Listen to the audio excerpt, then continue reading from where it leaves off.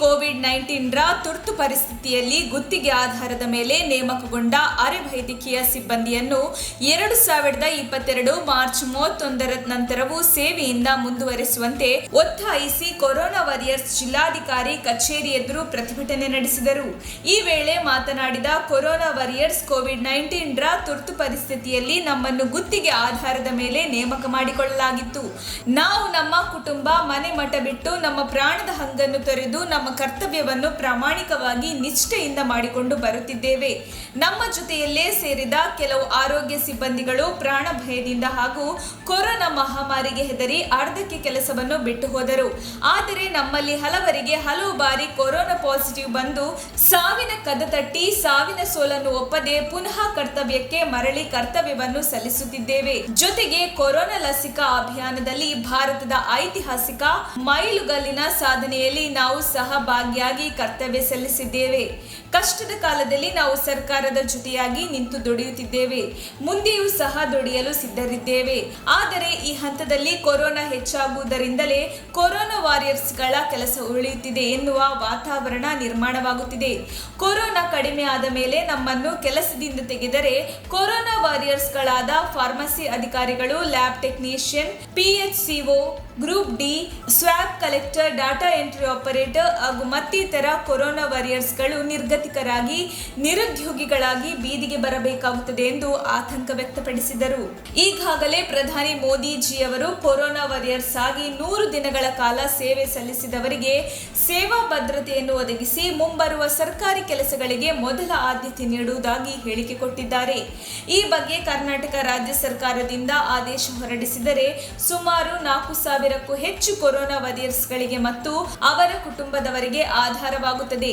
ಈಗಾಗಲೇ ಕರ್ನಾಟಕ ರಾಜ್ಯಾದ್ಯಂತ ಹಲವು ಆಸ್ಪತ್ರೆಗಳಲ್ಲಿ ವೈದ್ಯಕೀಯ ಸಿಬ್ಬಂದಿ ಕೊರತೆ ಇದ್ದು, ರಾಜ್ಯಾದ್ಯಂತ ಆರೋಗ್ಯ ಇಲಾಖೆಯಲ್ಲಿ ಖಾಲಿ ಇರುವ ಹುದ್ದೆಗಳ ಬಗ್ಗೆ ಅಂಕಿಅಂಶ ಸಮೇತ ಪತ್ರಿಕೆ, ಅಂತರ್ಜಾಲ ಹಾಗೂ ಮಾಧ್ಯಮಗಳಲ್ಲಿ ವರದಿಯಾಗಿರುವುದರಿಂದ ತಾವು ಇದನ್ನು ಪರಿಶೀಲಿಸಿ ಖಾಲಿ ಇರುವ ಸ್ಥಳಗಳಿಗೆ, ಆಸ್ಪತ್ರೆಗಳಿಗೆ ನಮ್ಮ ಸೇವಾ ಕಾರ್ಯವನ್ನು ಹಾಗೂ ಅನುಭವವನ್ನು ಪರಿಗಣಿಸಿ ಮಾನವೀಯತೆ ದೃಷ್ಟಿಯಿಂದ ನಮ್ಮನ್ನು ಖಾಲಿ ಇರುವ ಸ್ಥಳಗಳಿಗೆ ನೇಮಿಸಿದರೆ ನಮಗೂ ಉದ್ಯೋಗ ದೊರಕಿ ನಮ್ಮೆಲ್ಲರ ಕುಟುಂಬಗಳಿಗೆ ಭದ್ರತೆ ದೊರಕಿದಂತಾಗುತ್ತದೆ.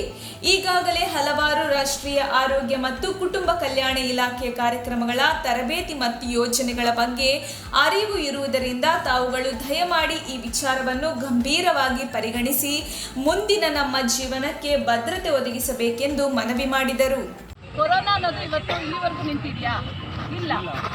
2 ವರ್ಷದಿಂದ ನಾವು ಮಾಡ್ಕೊಂಡು ಬರ್ತಾ ಇದ್ದೀವಿ. ಇಲ್ಲಿ ಬಂದಿರೋರೆಲ್ಲ ಯಾಕೆ ಬಂದಿದ್ದಾರೆ ಅಂತಂದ್ರೆ, ಅವಾಗೆಲ್ಲ ನಾವು ಕೊರೋನಾ ವಾರಿಯರ್ಸ್ ಬೇಕಿತ್ತು, ಇವಾಗ ನಮ್ಮನ್ನ ಬೀದಿಗೆ ತಳ್ಳಿದ್ದಾರೆ. ಏನು ಕಾರಣ ಏನು? ಅವಾಗ ಅವ್ರಿಗೆ ಅವಶ್ಯಕತೆ ಇತ್ತು, ಸರ್ಕಾರಕ್ಕೆ ಆಗಲಿ ಯಾರಿಗೆ ಆಗಿರ್ಬೋದು, ಸಾರ್ವಜನಿಕರ ದೃಷ್ಟಿಯಿಂದ ನಾವು ಡ್ಯೂಟಿಗೆ ಬಂದ್ವಿ.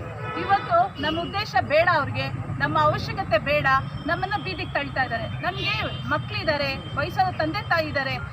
ಕೆಲಸ ಅನ್ನೋದು ಏನು ಕೇಳಿ, ಈ ಕಾಲದಲ್ಲಿ ಹೆಣ್ಮಕ್ಳು ಇಂಡಿಪೆಂಡೆಂಟ್ ಆಗಿ ಇರಬೇಕು ಅಂತಂದ್ರೆ ಕೆಲಸ ಬೇಕು. ಮತ್ತೆ ಅದೇ ಥರ ನಿಲ್ಲಿಸ್ತಾರೆ. ಇದೇ ಥರ ಮಾಡಿ ಇವಾಗ 31ನೇ ತಾರೀಕು ಎಲ್ಲರನ್ನೂ ತೆಗಿಬೇಕು ಅಂತ ಮಾಡಿದರೆ, ಇದರಲ್ಲಿ ಫಾರ್ಮಸಿಸ್ಟ್ ಇದ್ದಾರೆ, ಲ್ಯಾಬ್ ಟೆಕ್ನಿಷಿಯನ್ಸ್ ಇದ್ದಾರೆ, PHCOs ಇದ್ದಾರೆ, ಗ್ರೂಪ್ ಡಿನವ್ರು ಇದ್ದಾರೆ, ಎಲ್ಲರೂ ಇದ್ದಾರೆ. ಅವ್ರನ್ನ ಕೋವಿಡ್ ಅಂತ ಕ್ರಿಟಿಕಲ್ ಸಿಚುವೇಷನಲ್ಲಿ ತಮ್ಮ ಪ್ರಾಣನೇ ಪಣ ಇತ್ತು ಅಂತ ಇದನ್ನು ವರ್ಕ್ ಮಾಡಿದ್ದಾರೆ. ಅವಾಗ ವೆಹಿಕಲ್ಸ್ ಇರಲಿಲ್ಲ, ಒಂದೇನೂ ಇಲ್ಲ, ಅವ್ರಿಗೆ ಕೂಡ ಪ್ರೊಟೆಕ್ಷನ್ ಕೂಡ ಏನೂ ಇರಲಿಲ್ಲ. ಅಂಥ ಸ್ಟೇಜಲ್ಲಿ ಗೌರ್ಮೆಂಟು ನಮ್ಮನ್ನು ಉಪಯೋಗಿಸ್ಕೊಂಡಿದೆ. ಅವ್ರನ್ನ ನಾವು ಇಷ್ಟೇ ಕೇಳ್ಕೊತಾ ಇರೋದು ಏನಂದರೆ, ಇವ್ರ ಜೀವನ ಎಲ್ಲ ಇವಾಗ ಬೀದಿ ಬರೋ ಸ್ಟೇಜಿಗೆ ಬಂದಿದೆ, ಆಯಿತಾ? ಸಣ್ಣ ಮಕ್ಕಳನ್ನ ಬಿಟ್ಟು ಬಂದಿರೋರು ಇದ್ದಾರೆ, ಏಜ್ ಬಾರಾಗಿರೋರು ಇದೆ, ಮತ್ತೆ ಕಾಲ್ ಮಾಡಿದ್ರೆ ಹಾಕೊಂಡಲ್ಲೇ ಇರೋ ಚಾನ್ಸಸ್ ಇರೋರು ಇದ್ದಾರೆ. ಏನು ನಾವು ಇಷ್ಟೊಂದು ಜನ ಇದ್ದೀವಿ ಕೋವಿಡ್ ವಾರಿಯರ್ಸು, ಪ್ರತಿಯೊಂದು ಡಿಸ್ಟಿಕಲ್ಲೂ ಕೂಡ ಇಷ್ಟೊಂದು ಜನ ಇದ್ದೇ ಇದ್ದಾರೆ ಅಂತ 15 ಡಿಸ್ಟಿಕಲ್ಲಿ ಲೆಕ್ಕ ಮಾಡಿಕೊಂಡ್ರೆ 1000 ಜನ ಕೋವಿಡ್ ವಾರಿಯರ್ಸ್ ಇದ್ದಾರೆ. ಇಷ್ಟು ಜನಕ್ಕೂ ಬೀದಿಗೆ ಬರ್ತಾರೆ, ಯಾರಿಗೆ ಸೇವಾ ಭದ್ರತೆ ಇರಲ್ಲ, ಏನೂ ಇರಲ್ಲ. ನೇಮಕಗೊಂಡ ಅರೆ ವೈದ್ಯಕೀಯ ಸಿಬ್ಬಂದಿಗಳು 2002 ಮಾರ್ಚ್ 31 ನಂತರವೂ ಸೇವೆಯಲ್ಲಿ ಮುಂದುವರಿಸಬೇಕು ಅಂತ. ಇದರಲ್ಲಿ ಫಾರ್ಮಸಿಸ್ಟ್ ಬರ್ತಾರೆ, ಸ್ಟಾಫ್ ನರ್ಸ್ ಬರ್ತಾರೆ, ನರ್ಸಿಂಗ್ ಆಫೀಸರ್ಸ್, ಡಿ ಗ್ರೂಪ್ಸ್ ಬರ್ತಾರೆ, DEO, LTಸು, lab technician, pharmacist, ANM, PHCs ಯಾರಪ್ಪ ಇದ್ದೀರಾ?